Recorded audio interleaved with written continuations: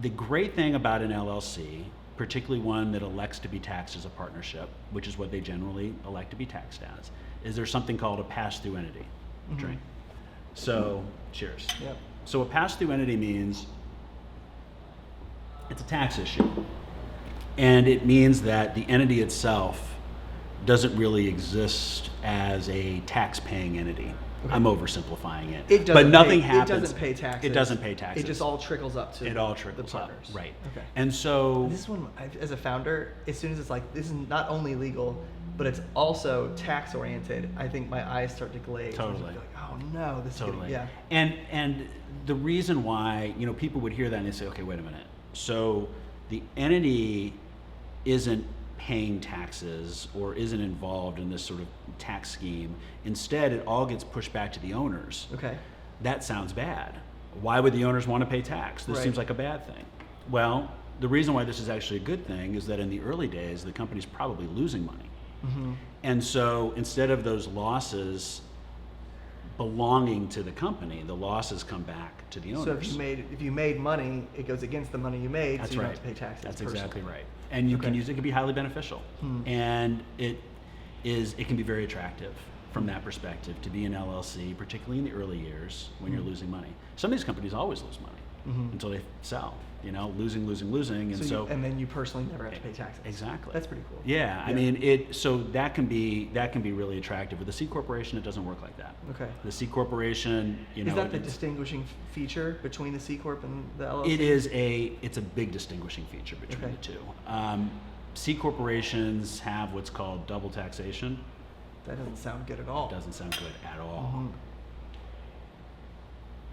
So this isn't an issue so much for the losses part, but on the profits part, it can come into play where the corporation has to pay taxes, and then whatever's left, it pushes out to the owners, and then the owners have to pay taxes. Got it. So the company makes money, and it gets taxed for that profit. Yep. And then it wants to distribute that profit to the investors or to the individuals, and then we get taxed again. That's right. And that doesn't sound very good at all. That's right. So my default would be I'd like to rather just have the LLC and have it just come straight out and I only get taxed one time. Yep. Why is that not always the case? No, and we can and that sort of generalization of pass-through taxation versus double taxation is, at a high level works. And so you hear that and you're like, give me the pass-through piece. Yep. As an LLC, I get losses, and then even when we start to get to a profitable place, or maybe when we sell the company, it's only one level of taxation rather than the C-Corp thing where I don't get to use losses, and it's two levels of taxation. Yeah. Why would I ever want to be a C-Corporation? Given that.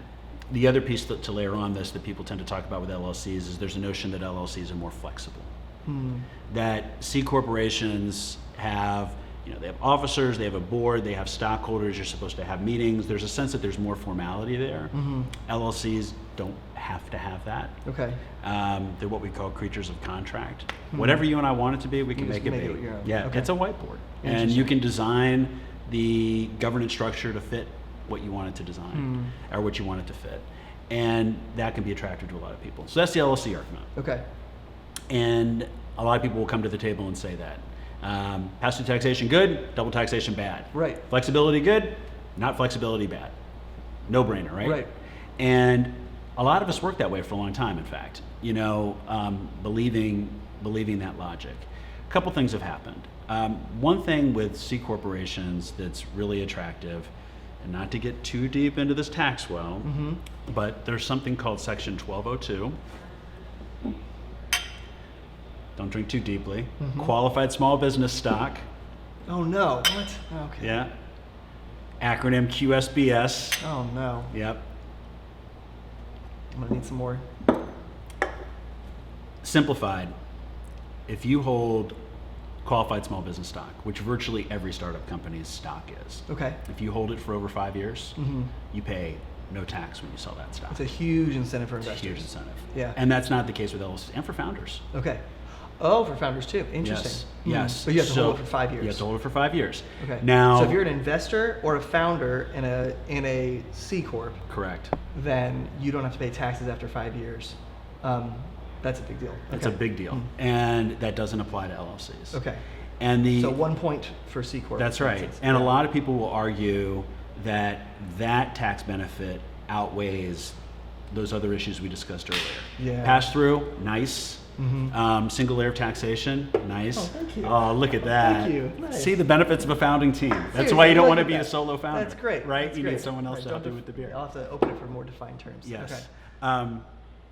But there are a lot of people who will say if you do the math, that 1202 savings is profound. Yeah, and I mean, from a complexity standpoint, is it a lot harder to make a C-Corp than an LLC? No. Why do people seem, I guess the reason. Not you said- anymore. Not Okay. anymore, it's not. And the reason is Is it more that- expensive? No, it's not. It feels like it was like a couple $100 for a Delaware C-Corp So- versus like $70 for So an that's LLC. and that's a fair point. So Founders are cheap. Most people, right? And it's a very good point. Most people will push you to be a Delaware corporation, whereas with LLCs, there's not as much of a bias Yeah, we did it in towards the a state of certain state. Ohio, That's fine, yeah. right? And people do that all the time, and I think that generally holds true. So that's right. You can be an LLC in Ohio or Kentucky or Michigan or Missouri or wherever for $100, for $200. To be a Delaware C corporation, you got to pay Delaware probably $500, Yep. and you have to pay something to the state where you live.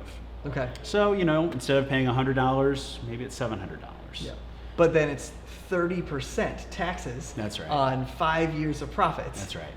It's it seems like from an ROI standpoint, it Yes, seems like it's worth it. That's exactly right. Interesting. Okay. So the 1202 piece is big.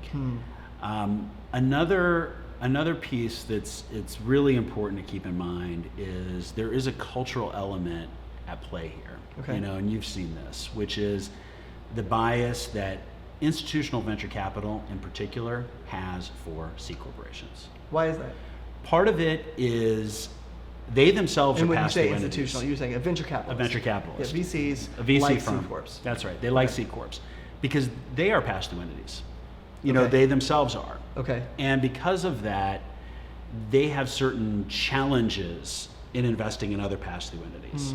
So it's hard for a VC to invest in an LLC Okay. because stuff keeps passing through, and without getting into the details of it, it creates Right, they some- get taxed in a way. and it creates some is that weird they tax can't get taxed challenges. because then their LPs, Their who LPs sit invest at in the them, very end of the They chain. have to then all of a sudden do weird tax stuff. That's exactly right. Got it, and we want to protect them from admin. That's like the point. That's exactly Yes. right. Actually, that's kind of the point of VCs in general, is to protect their investors Yes. from administrative work. That's right. Yeah. So the C Corp gives them a firewall.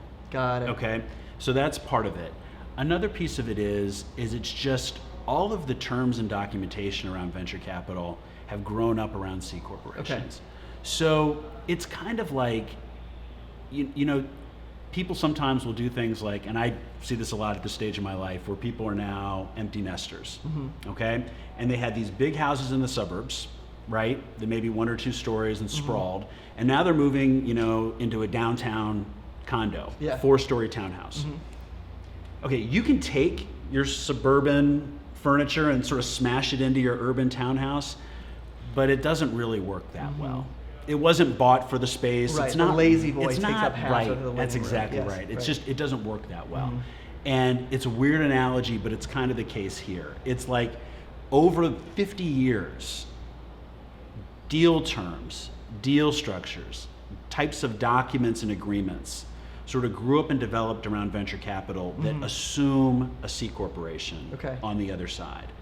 You can make them work for LLCs, but it's like taking the lazy boy and trying to fit it in the downtown loft. It just doesn't fit right. Yeah. You can force it, but it's always off. So the VC, to simplify it, could you just say, if you're going to take venture capital, you have to be a C Corp? Well, and that's, so you just hit upon the key question that I always ask founders when we're having this conversation, is I say, is your intention to raise venture capital, or to raise even just basic outside money to fund this? And if the answer is yes, I say, how soon? Okay. 6 months, 1 year. If they tell me, yes, we are absolutely raising venture capital and we're doing it within a pretty near-term perspective, Yeah. I push the C Corp hard. Okay. Now, if they come back based upon their, 80 hours of research on the dark web and say that they want to be an LLC, Yeah. fine. I'll put you in an LLC. I mean, I'm not going to fall on my sword on this. Sure. But my counsel would be a C Corp. Okay. Flip side is if you tell me, we're going to bootstrap this for a while, we're going to see how it goes, we may never raise money. Yeah. or we may just keep it between the 2 or 3 of us forever. Yeah. Or, maybe we will, but it's way down the road. An LLC is a great choice. Okay. It is, and under those circumstances, that might absolutely be the right way to go. Great. That feels pretty clear. Yeah. Okay, cool. I think that works pretty well. Okay. So in general, the general idea is if you're raising money, go C-Corp. Yep. If you're not or unsure, go LLC. Yep. And that feels pretty good. Absolutely. Okay. Absolutely. And you can always, if you need to switch, Yes. you can switch. Yeah, take a breath. This is not the end of the world. Exactly. Okay. Hey, I hope you liked that video. If so, maybe watch another right here. Why not? Also, make sure to hit subscribe down below. Thanks for watching.